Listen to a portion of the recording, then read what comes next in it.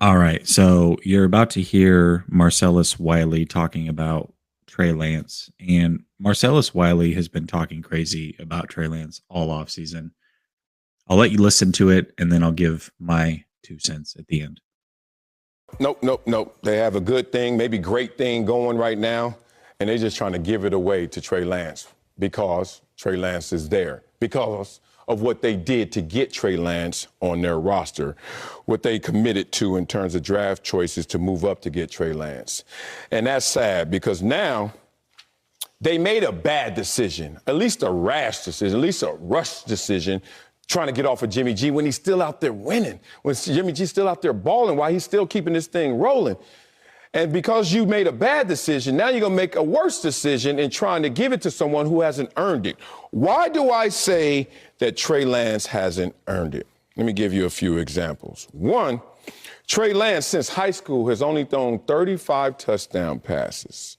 I ain't talking about no preseason. That's not a lot, y'all. Like, high school to now, this is going to be a completely different game. Of all first rounders drafted that high, he's thrown the fewest pass attempts in NFL history. Trey Lance. Okay, let's get off of that.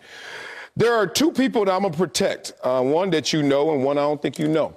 One of them, who is Mr. Optimist in terms of talent evaluation, said they are breaking Trey Lance down right now as we speak in terms of fundamentals because they don't see exactly what they need. And there was someone else who keeps it 100. He said, he ain't it. Now, why do I bring that up?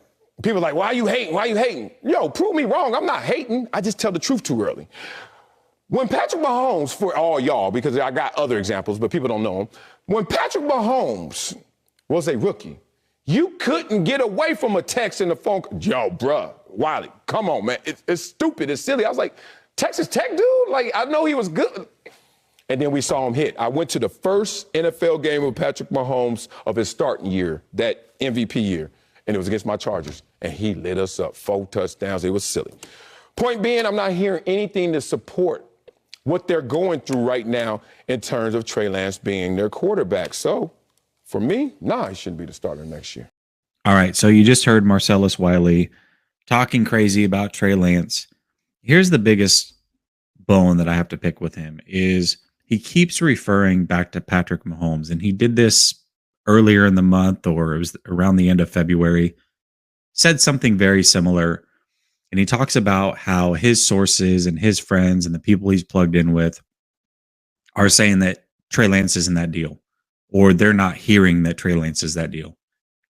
And my rebuttal to that would be, you've got Fred Warner that went out of his way, wasn't even asked about Trey Lance and how he's progressing, and tells everybody how good Trey Lance looks in practice.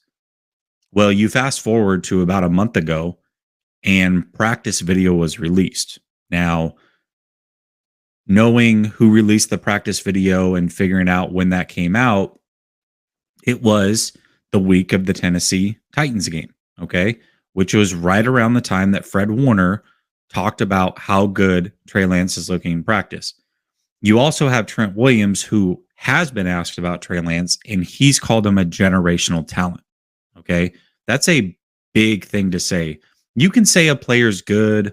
You can say, I think he can be one of the better quarterbacks in the league. Generational talent means they're a trendsetter. Debo is a generational talent, right? There are Patrick Mahomes, generational talent. There are guys that come along and do things that other players haven't done and are very successful. So to call somebody a generational talent coming from a player of Trent Williams' caliber goes to show you what they think internally about Trey Lance. But let's take it a step further. Let's remove what 49er players have said about him and simply look at what Marcellus Wiley is saying. Marcellus Wiley is acting as if we haven't seen Trey Lance play. Now, if Trey Lance had sat all year and you wanted to come out and talk about how you're not hearing that he's any good, or the rumblings aren't the same as when Patrick Mahomes was resting, I get all of that. but we've seen him play. You're literally trying to act as if we haven't put eyes on Trey Lance, as if he hasn't gotten better every step of the way, as if he didn't just play towards the end of the season, right? So your comments make no sense. Why don't you talk about what you saw on film? Why don't you do that? Because you haven't gone through and actually watched that game and broken it down for yourself, that you're going off of hearsay, even though this kid actually played a game of football. It's crazy to me. So we can hear this. We probably will throughout the whole offseason. If you tune in on Tuesday, I'm going to have a ex-scout on who thinks the exact same thing as Marcellus Wiley. He thinks that Trey Lance is a bust and that Jimmy Garoppolo should start.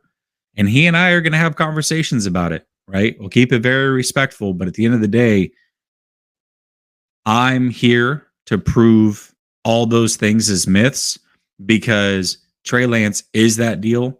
Trey Lance has always been that deal. There's a reason he was drafted, and it is so much more than the physical tools. And that's what people keep overlooking.